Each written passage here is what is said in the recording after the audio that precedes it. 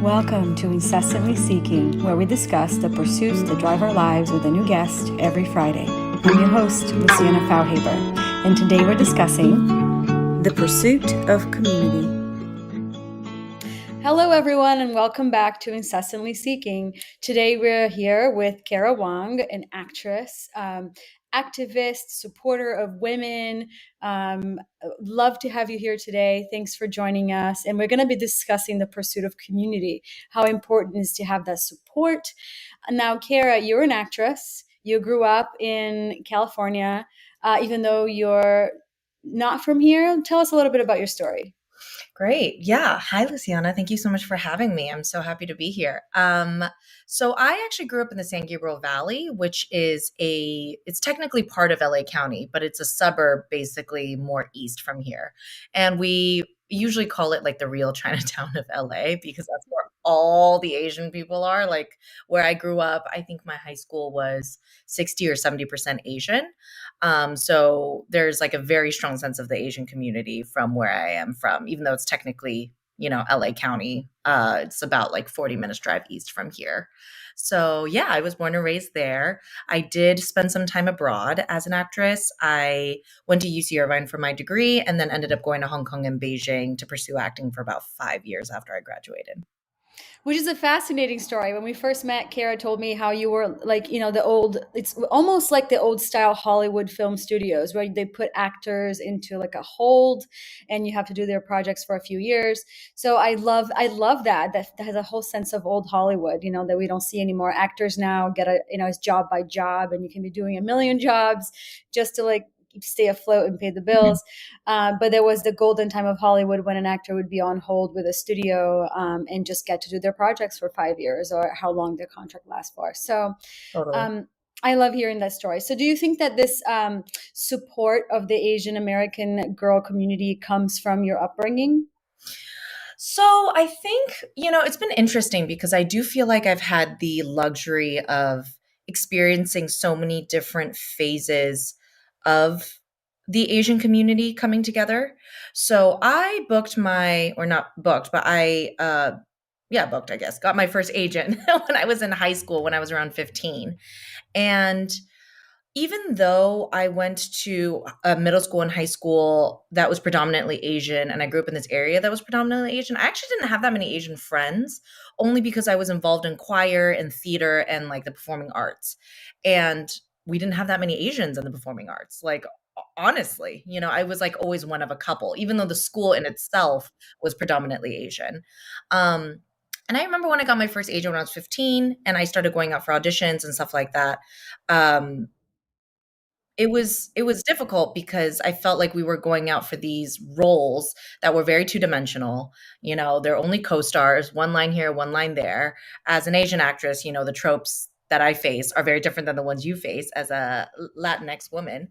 But, it's like we're the best friend, we're nerdy, or we're like the sexy assassin, or we don't speak English whatsoever. Like all of the different types of stereotypes, that as Asian women were put under. So that was actually one of the reasons why I ended up deciding to go to Asia after I graduated, because I wanted to be like, well, I would actually like an opportunity to audition for the lead or for the villain or for the supporting or for the co-star or whatever, because there should be more opportunities over there. And I actually felt like when I first started, there wasn't that strong of a sense of a community. And this is something that me and a lot of my friends, like you were saying, I have so many specifically Asian American female girlfriends in the industry now, but I didn't have that before. And I think one of the things about that is that we have to unlearn scarcity.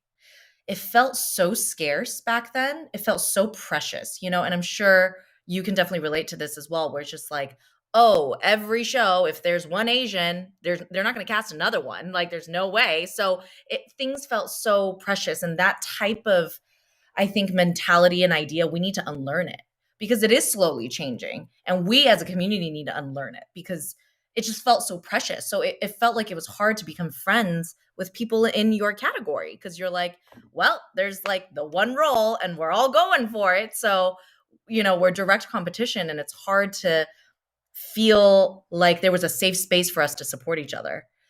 Now coming back, so I got back about 5 years ago, and I do feel like there has been some change in the industry. And I'm once again going to speak specifically for Asian American women, even though I think a lot of it applies to just women of color in general. But that, the industry has been changing a lot, but we still have a long way to go.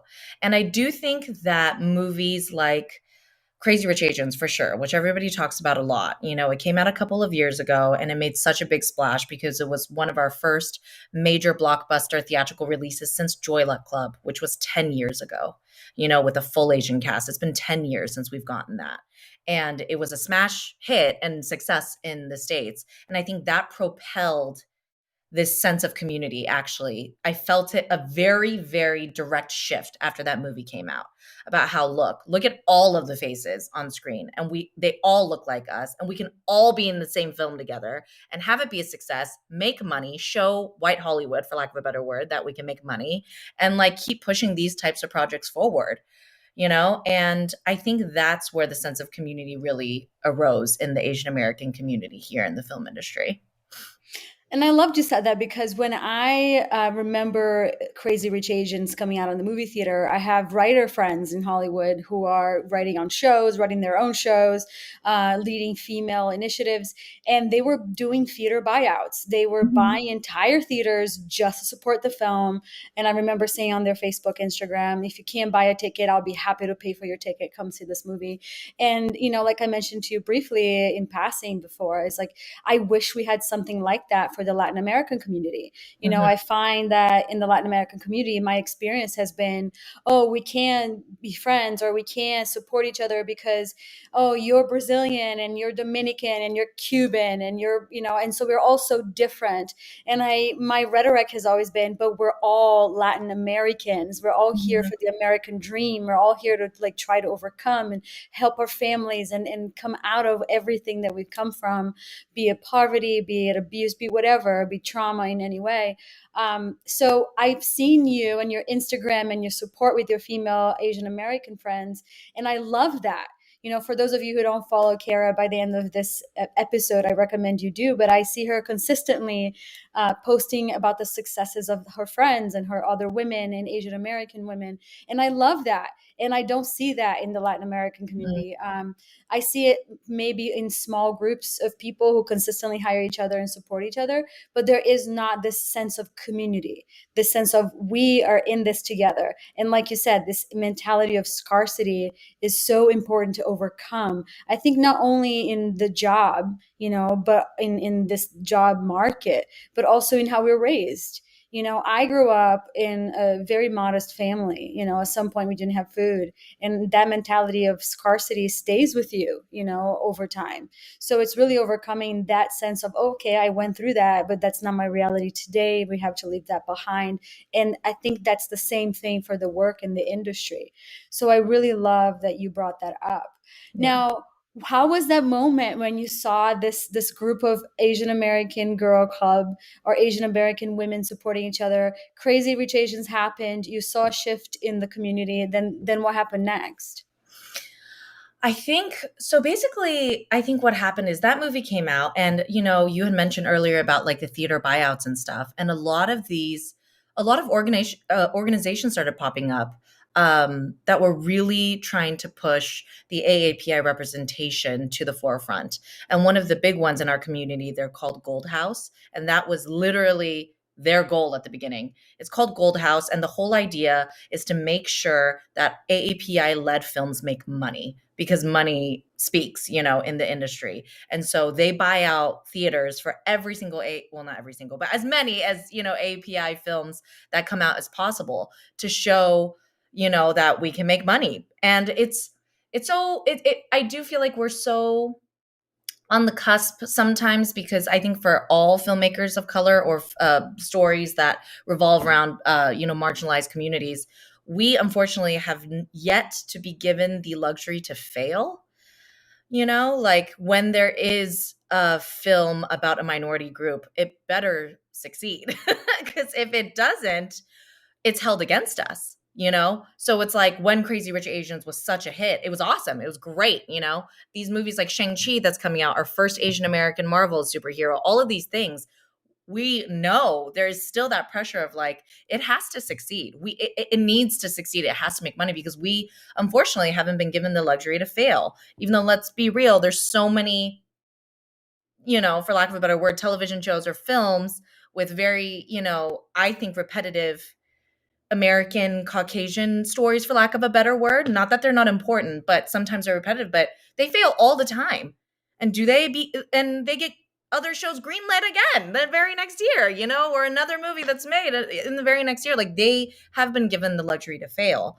Um, so I think it's really, hopefully, I'm very hopeful that we can get there sooner rather than later, and be able to not have that sort of subconscious pressure in a way of like being like, okay, we just have to make sure it does well, even though, we're going to hope it does well regardless.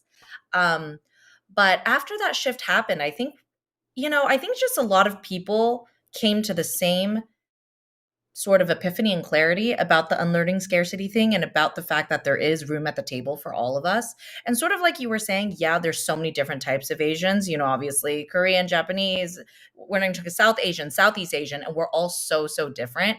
But it's sort of like what you were saying. We are, at the end of the day, Asian American, and we do identify by that hyphenate, and we should come together and support each other. And it was after that I really do feel like so many events, everybody just started coming together, for like media events or premieres or whatever it may be. And it was very much about meeting people and, establishing those connections and going out to lunch and going out to coffee and hearing about their experience. And rather than seeing somebody as your competition, seeing somebody as a collaborator and feeling like it's okay. If I don't get cast and she gets cast, it's a win. It's a win for me. It's a win for the community. I would rather one of you get cast, than somebody else. And you had mentioned a couple times Asian American Girl Club, which is what I am wearing right now. It was started by a really good friend of mine. Her name is Ali Maki, and she's also an Asian American actress as well. And when she talks about why she started this organization, it's just a lifestyle and apparel company that looks to redefine the modern Asian American woman. She talks about how she had no Asian American friends growing up. She grew up in a very white town, and she like wanted to be white when she was growing up because that's sort of all she knew. And she wanted to establish this organization to sort of put sisterhood in the forefront. And I think she's done an exceptional job. And it is really cool to basically like go through life with people who know exactly what you go through, because not only are we all actresses, like we talk a lot about our acting sort of world and our experiences, and we have so many things in common, let alone finding a group of women who not only identify culturally the way I do, but also have faced the same obstacles. We've all auditioned for the same stereotypes, you know what I'm saying? So we all know, and we've all been given the same no's in a lot of ways. So I think it's really powerful. I remember when I first moved to Hollywood, and I would audition for mostly parts that said ethnically ambiguous. Mm, So it would be me and another like Latin American girl. It would be two Asian girls, two African American girls, and like the yeah, occasional redhead. Like that's diversity. And it yeah, was really interesting to see that. And it was every time. And there was, somebody in the room. There was always her and I for like a few months, and then it was like the other people that you see, oh yeah, there you are again. And it's interesting to see that it did evolve into a sense that now I think stories are still written specifically for our tropes of like, the issues of our communities or whatnot. Like I said, I still go primarily for like, baby mama, or, luckily the drug dealer roles are starting to get scarce, thank God, or mhm, drug dealer's wife, or like something like that, and I always used to joke, like I would always audition for the nurse, but never the doctor. Doctors were mhm, never Latina. They're usually either Asian or white. And, Grey's Anatomy came around and changed that for everybody. yeah. So that was, again, something that is interesting. But my curiosity about the Asian American community is, in a film like Crazy Rich Asians, which we brought that up, was there any kind of representation animosity in the sense of like, oh, this is she's Chinese and she's, Korean, this shouldn't be on this place, and but she's Taiwanese, or was there anything like that, or is just we're all Asians and it's Asian representation and we're just in this together? I think that there was some of that. I think at the end of the day, you just can't win them all. You know what I'm saying? It's like my sort of outlook on it, my personal outlook is I tend to go towards the latter because I just feel like we should all be in this together and it is Asian representation and let's just like applaud the success of the film and ride that momentum and create more stories, you know. I will say, you know, what you brought up with that type of, you know, casting, I guess, animosity, which we saw it in just even in the Heights recently, right? About Right. that type of representation and what was not represented, what people felt like was not accurate, and et cetera, et cetera. We definitely do see that a lot in the Asian American community, I would say. Um, and I think it's one of those things that we're all just trying to calibrate right now. Like even among my group of girlfriends, I have had girlfriends who have gotten scripts that were written for Chinese American roles specifically. And she might be Korean American or Japanese American or Filipino American. And they've called me and we've had conversations about this. She was like, do you, as a Chinese American woman, feel like if I took this role or booked this role, like how would you feel a certain way about it? You know, and et cetera. And it's interesting because I do feel like it's very subjective. Like for example, Mulan. If they had cast somebody who wasn't Chinese for the role of Mulan, I think I would have had an opinion about it. At the end of the day, I would still support it till I die for sure because we just want it to make a lot of money and I hope it, you know, would be a successful film regardless. But I think it's because it's such a historical legendary character in Chinese culture that I would have hoped that they would have gone out to Chinese actresses first. But on the other hand, I feel like there's been a lot of scripts where I feel like the cultural identity is not the driving force behind the character. And if the character is just happens to be labeled Chinese American, but really their experience is that they're going through an Asian American story, like being Asian in America, like what is the story about? To me, I don't think it matters at all. And if I was on the other end, I would be really disappointed if I didn't get an opportunity to audition for a role just because it was characterized as Japanese American. If it doesn't require any Japanese spoken, like if it's not like a historical or very vital to the story, you know, that that cultural identity is present, I don't think it should matter that much. And so for Crazy Rich Asians, you know, obviously it was written as a book first, and it's about specifically, you know, these Asians who have congregated in Singapore, which comes with a lot of historical context as well, because, you know, there were Chinese that went to Singapore, you know, Malaysian, Hong Kong, everywhere. And yeah, like there were a couple of actresses in there that were Japanese American or whatever, Korean American, whatever it may be. And I think, you know, they tried to do the best they could by making sure that at least for the leads, they cast Chinese American, which they did.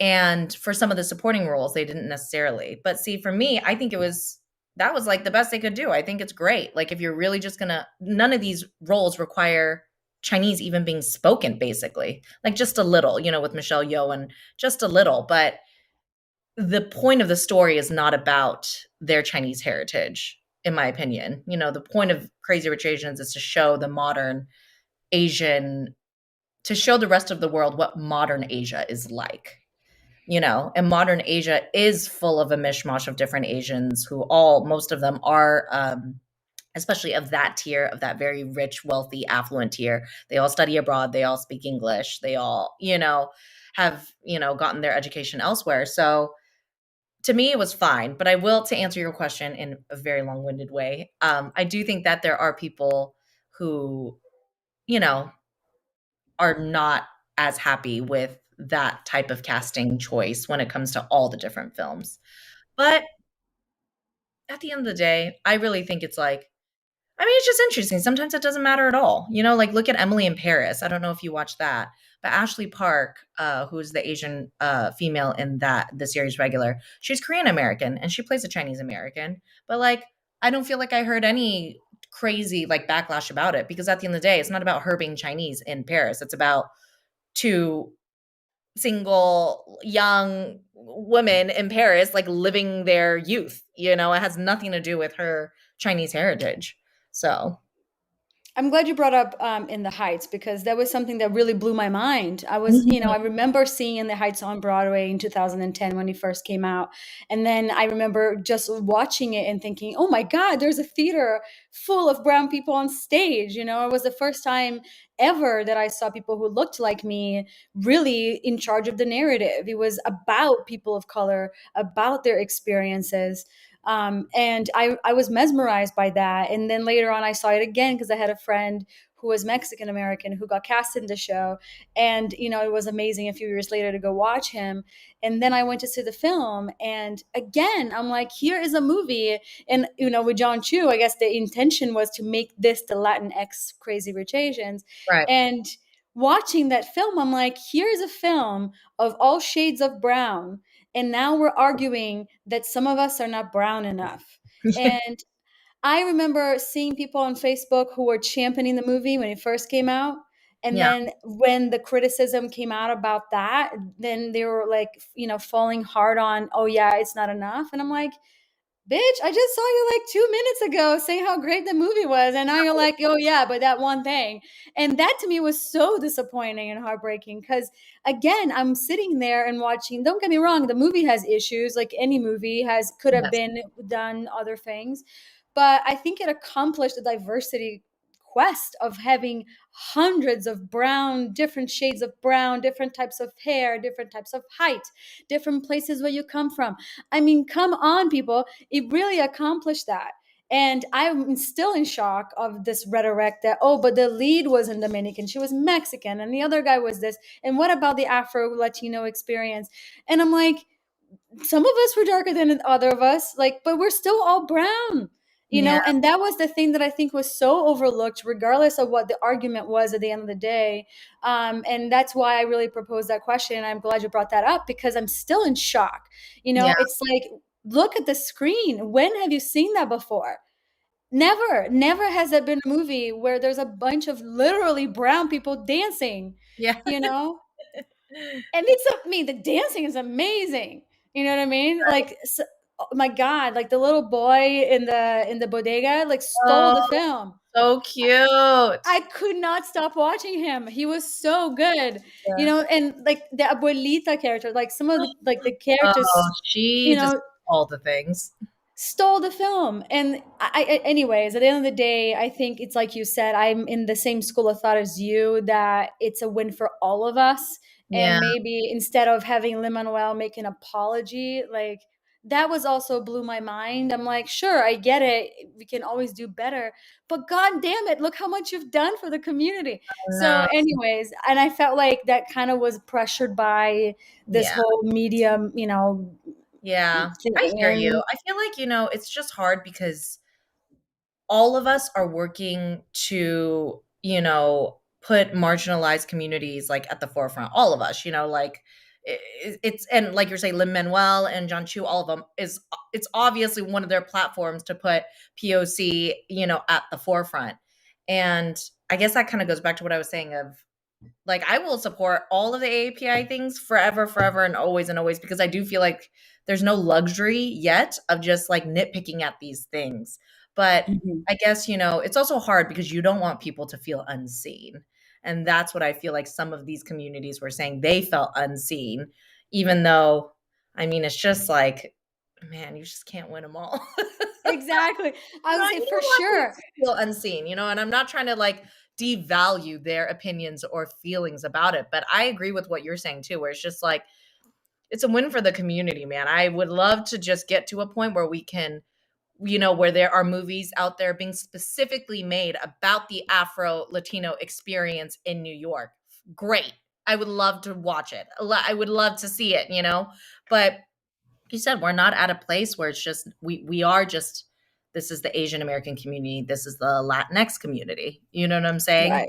And so I think the best thing to do, like you were saying too, is to push that forward because that's what we have now. So we should just support and push that forward as much as possible. So we have the choice to do these very, very specific stories. You know what I'm saying? And I completely understand too that as people who have felt unseen, that Yeah. some parts of the community didn't feel represented, and that's completely fair and that's completely valid. But at the same time, I think we're missing the big picture. And I think if 2020 taught us anything, was that there is a big picture. So now transitioning to 2020, and you started this American Girl support consistent community group, and then we couldn't see people anymore.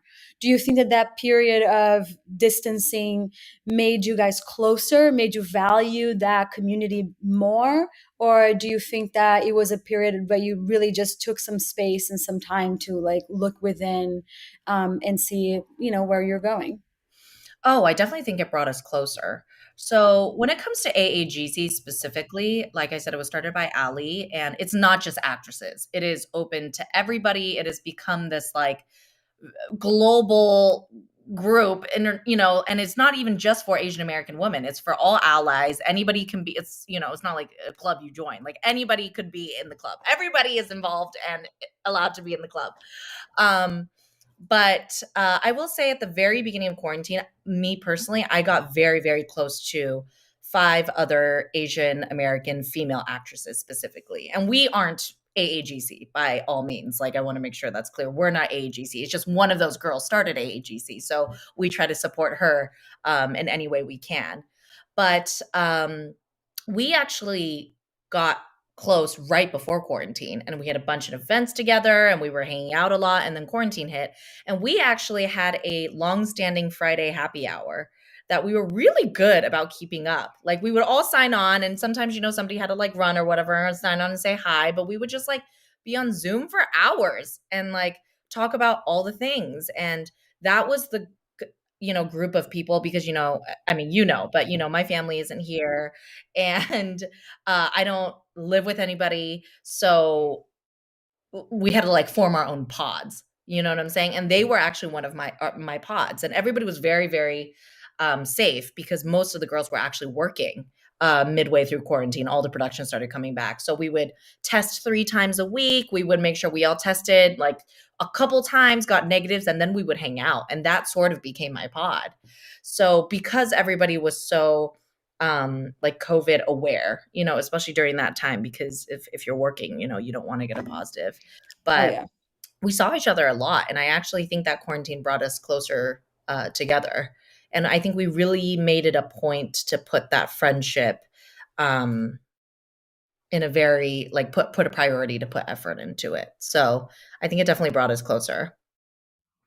And what do you think this community support does when you go out into your life, be it professional or be it personal? Oh my gosh, I think it does so much. So events have started to slowly come back, I'm sure, as you know. And I've been to like a couple of premiere screenings. They're always like outdoors, that type of thing. And I just went to the premiere for Never Have I Ever, which is a South Asian show on Netflix. Which, And it by the was, way, is so great. it's so cute. It's so cute. It's so cute. Very cute. So season 2 just came out, like and I went to the season 2 premiere, and it was the first event since COVID that I feel like is API forward, and it was like the whole Asian community was there. It was so great to just like see everybody, and it's so cool to like finally meet people in real life, because there's also people that I met during quarantine, doing a bunch of Zoom panels and doing, sort of all those things. And you meet people virtually, but we hadn't had an opportunity to meet yet. And to have these events where they're, AAPI forward and everybody goes, it was so cool to like, just like finally meet people in person. And I think the community, knowing that the community is supportive is everything. I have a couple of projects coming out this year, and it means so much to know that I could reach out to these organizations, and I know that they will do what they can to help support and to help push it forward, and do what they can, whatever they can, to help galvanize. I love that. So we're wrapping up. Mhm. My last question for you is: there is young women of color coming to follow their dreams, whatever it may lead them. What is your advice to them? My advice for the younger generation, who I have a lot of faith in, by the way, I really do. I always feel like, God, Gen Zers or younger, they just have had access their entire lives. Like if you think about we grew up with no internet, they have grown they've never lived in a world with no internet. And granted, sometimes that's not good, but sometimes it gets really good, because obviously cyberbullying, all these things that we didn't have to deal with, as much as some of these younger kids are. But they've also been so much more socially aware. This is generations that are growing up with LGBTQ, that are growing up with gender non-binary and trans information and education out there, and BIPOC and all these things that we didn't have, like Yeah. we're all learning about that now as adults. Um, and so I feel like for the younger generation coming to Hollywood who want to support their dreams, I would just say, in line with, I guess, what we're talking about, find your people. And maybe that doesn't even necessarily have to do with that come with your cultural background specifically. But if you can find your people and find your chosen family in this city, I think a support system, no matter where that comes from, is really, really important. I think that it does sound so cliche, but you kind of just have to stick with it, you know? Like you have to stick with it, and it's so hard. I always say that we are just professionals at being rejected because that's all we do is get rejected. But if you stick with it, something will stick, and also you will gain clarity as you move through, about what are the types of projects you like to work on. Maybe you are in front of the camera, then you want to go behind the camera. Maybe you want to try start writing. Maybe there's so many things you can do that are adjacent to continue help your passion, but also build on top of your passion as well, you know? So that's what I would say. Well, thank you so much for joining us today. Please share where we can find you, follow you, reach out to you, and where we can see you. Great. Yeah, I'm mostly active on Instagram, and my handle is the real Kara Wang. There's no fake Kara Wang. There's just the real Kara Wang. Yet. There's no fake account. Not yet, but as you get more famous, that will happen. Don't worry. That's when I know, like, I'll know I've made it. I'm like, oh my God, there's the fake Kara out there. But I'm, posting about most of my projects on there, and I do have a couple things coming out this year that I'm excited for everybody to see. So you can go ahead and give me a follow there. There you go. Thank you so much for joining us today. And please keep an eye on Kara, and more coming up soon. Great. Thank you for having me. It was a pleasure. Because everyone's kind of like, I want to be successful. I want to be successful. I want to be successful. It's like you get a job and you're doing this, but then you're like, okay, now I want this or I want that. It's like, well, then what is your definition of success? When is it enough?